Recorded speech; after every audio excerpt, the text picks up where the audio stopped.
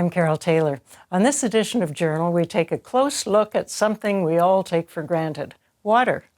Well, that is, we took it for granted until President Trump started to talk about taking it away from us. This is particularly important for British Columbia, since he has focused on the mighty Columbia River, whose headwaters are north of Cranbrook. This is the faucet that the president suggests could be opened up so that more of Canada's water could flow to the U.S., helping with the drought and wildfires of California. Experts shake their heads at this concept. There is no faucet, and the Columbia River doesn't flow near to California. But politicians are paying attention. In 1964, after some pretty heavy negotiations, Canada and the United States signed the Columbia River Treaty, giving the two countries shared management of the river. Canada would build dams to control water flow, thus prevent flooding in Washington state. And in return, Canada received 50% of the profits from the hydroelectric power produced downstream. Interestingly, Senator Jack Austin, who was involved in those negotiations, says that Canada got more than it deserved in that treaty. As it stands, more than 40% of U.S. hydroelectric power, 40%, comes from this Columbia River system. So you can see why it has caught the president's attention.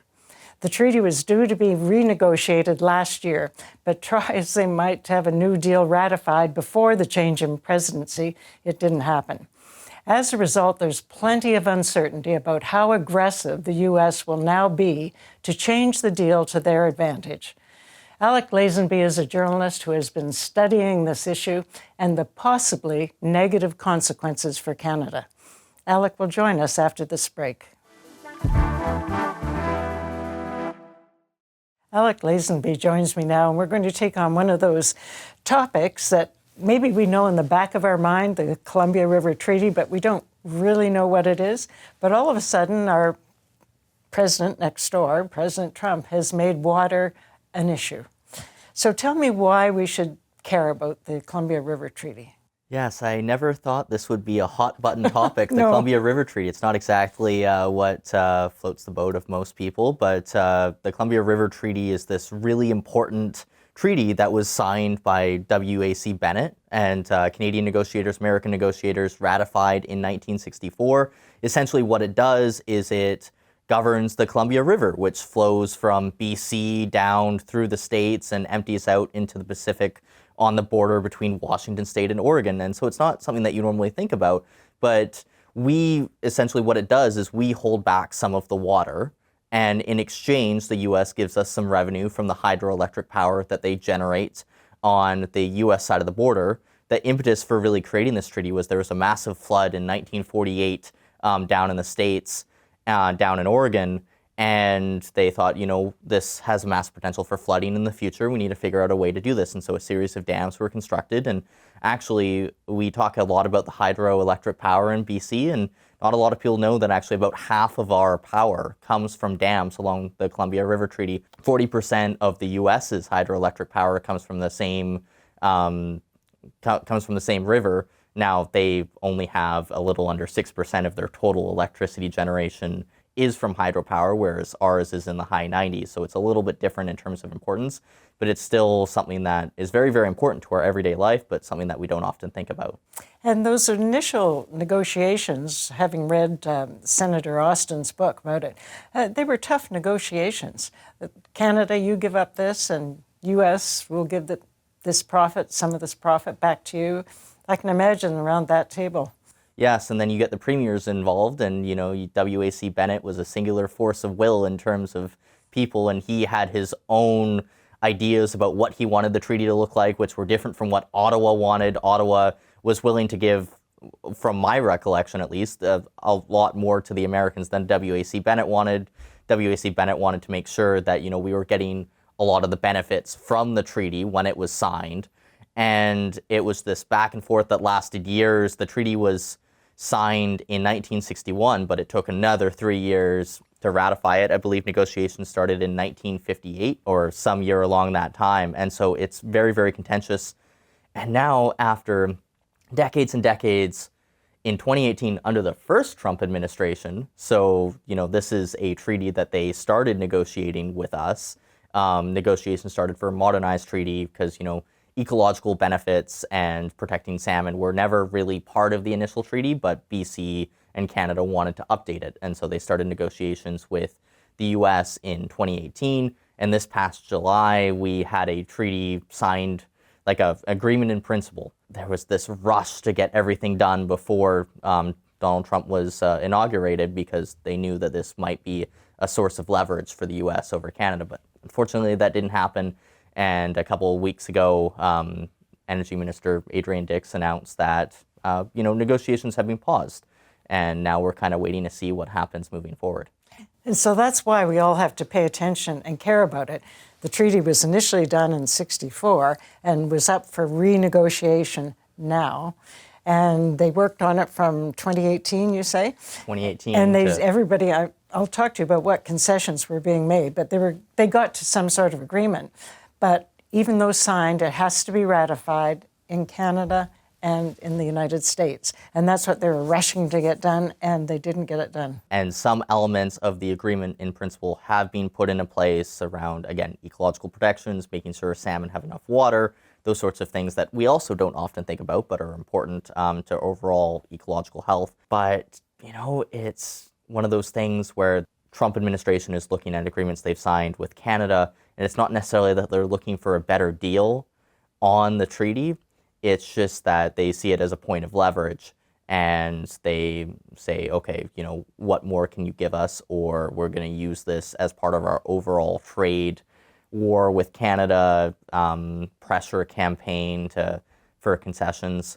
And so now we're kind of stuck in this feedback loop. And now the issue is not that they can necessarily get out of the treaty. It would take them 10 years to do that, but just that we had this new treaty that was ready to go, but it's still kind of sitting on the books, and the likelihood of it getting ratified by the U.S. Senate is looking slim to none. And especially since the president is now talking quite often about water.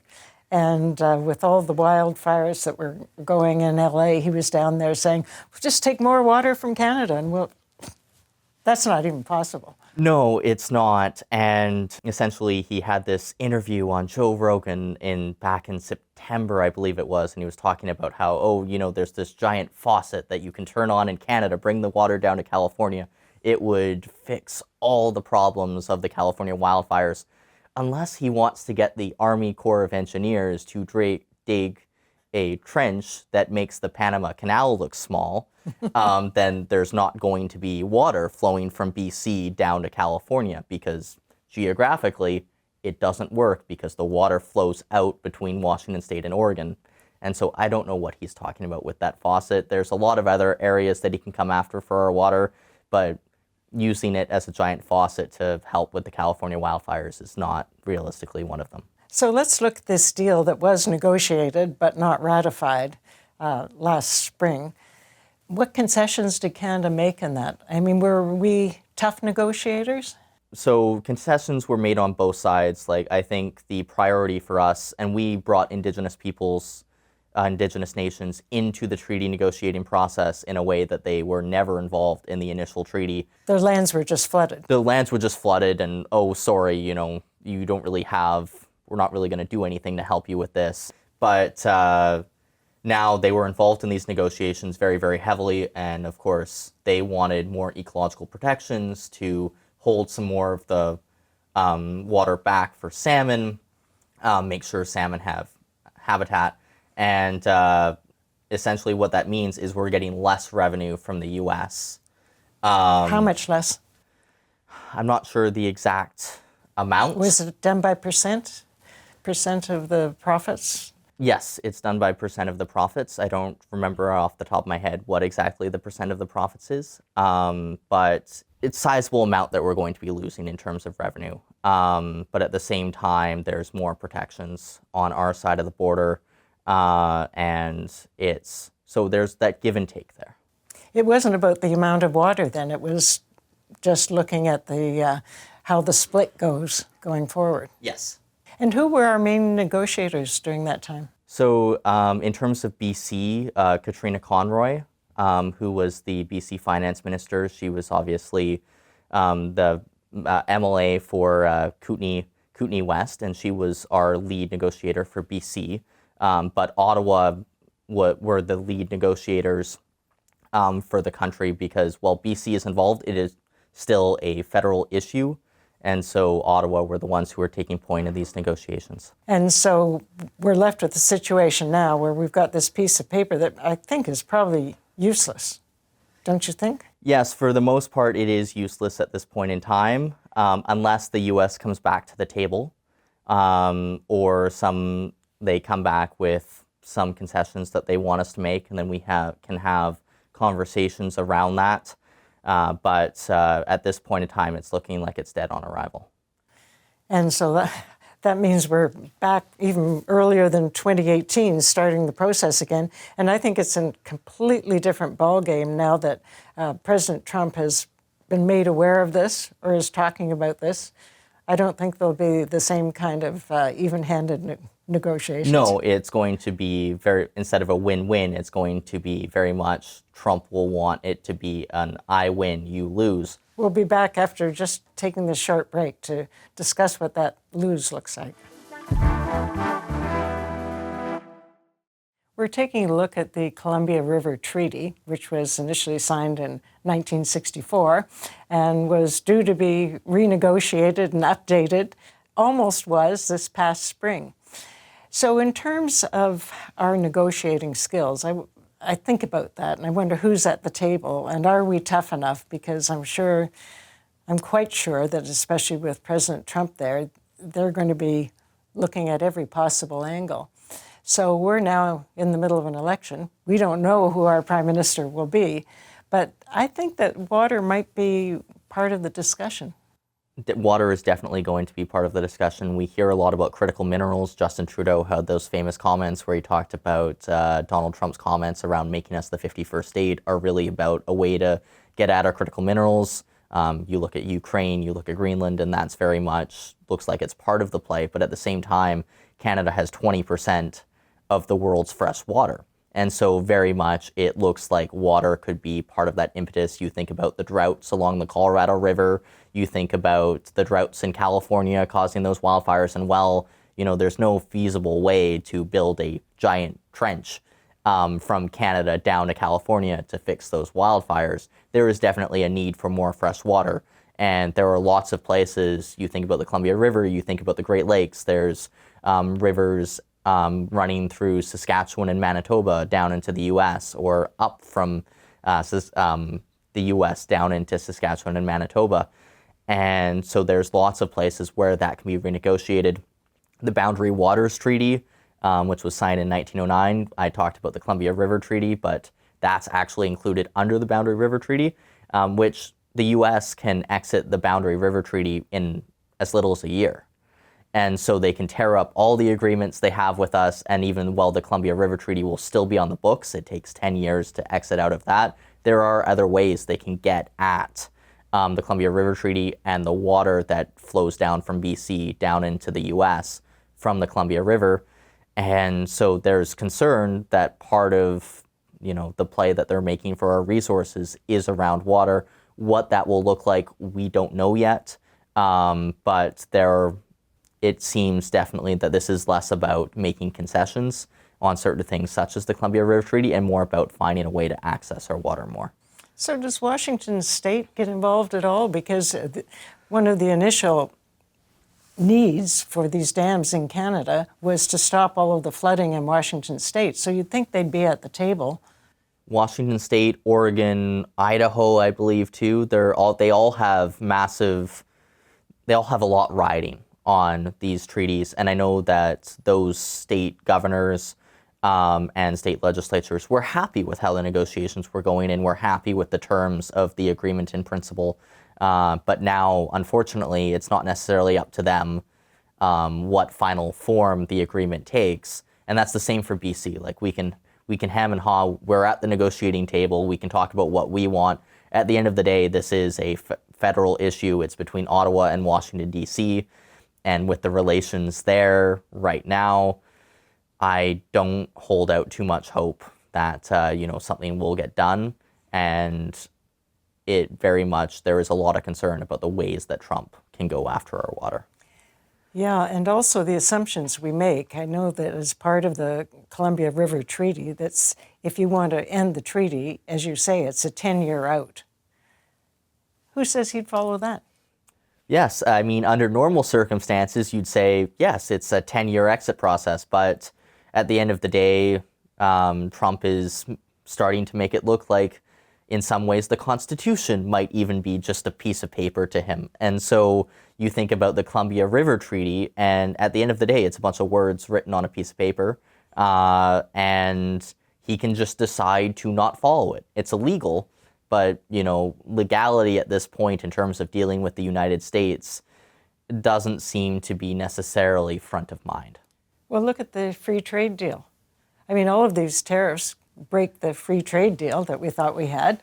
Yes. And so that deal doesn't seem to matter. And that was an agreement that Trump signed himself that came into play during the first Trump administration, because he originally said he was going to rip up NAFTA, and then a couple years later we agreed to the new USMCA, U.S. Mexico-Canada agreement. And while Trump has given somewhat of a pause on exports from Canada and Mexico that go into the U.S. that are compliant under USMCA, there's still, sector tariffs on aluminum and steel. It looks like there's going to be tariffs on cars at some point. We don't know what these reciprocal tariffs are going to look like come April 2nd. And so really the agreements that even Trump himself has made don't necessarily look like they hold any water at this point. So looking at this and writing about it and researching, do you think there's a chance that it'll just all get turned into one big negotiation of the free trade deal? So the Columbia River Treaty will just be forgotten about and it'll get folded, water will get folded in? It very well could, but that depends on what Trump wants. We still don't know what his end game here is at this point. He wants us to be the 51st state. He wants us to be the 51st state, which is what he keeps saying. And I know the comment is take Donald Trump seriously, but not literally.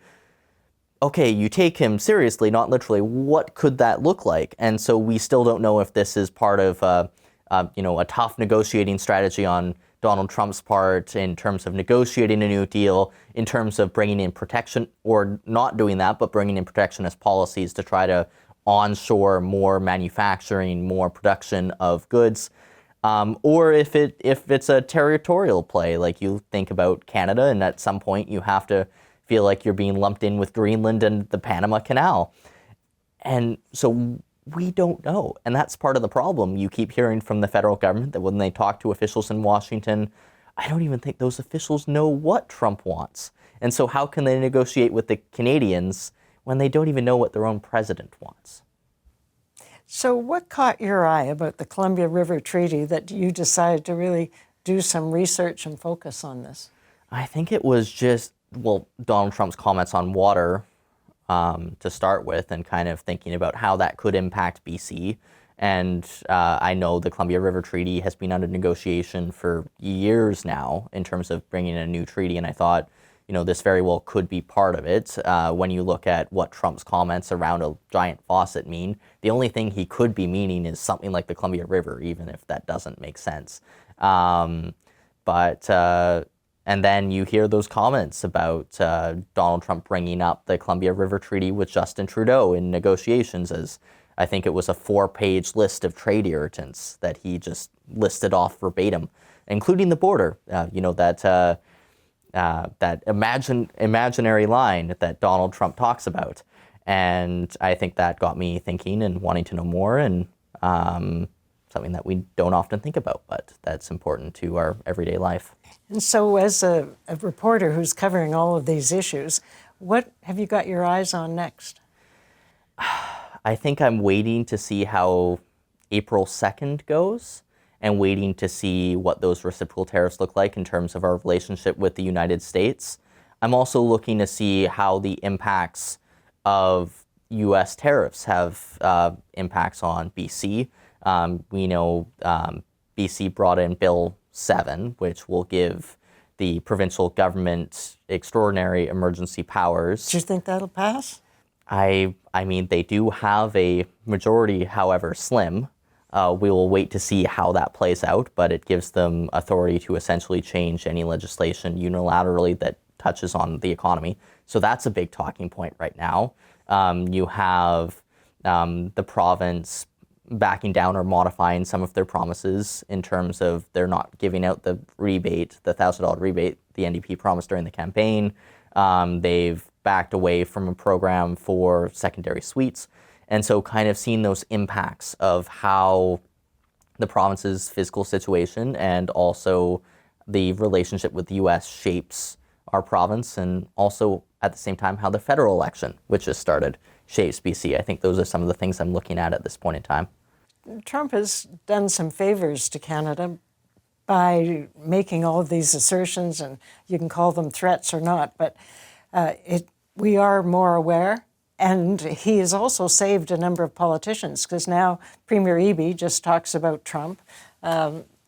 Carney talks about Trump. Poilievre talks about Trump. So they're not talking about homelessness or decriminalization. But I appreciate the work you do. I follow you closely. Thank you for coming and talking about this today. Thank you so much for having me, Carole. We'll be back in just a moment. President Trump has done Canada a favor by talking about us as the 51st state. It's awakened our sense of the fact that we're Canadians and we're proud of it. It has also shown some of our weaknesses, a disinterest in the Arctic as a security risk, our inability to get our critical minerals out of the ground, and our enormous reliance on trade with the US. So maybe it will be our water that concentrates the mind. Let me know your thoughts on YouTube. Till next time, I'm Carole Taylor.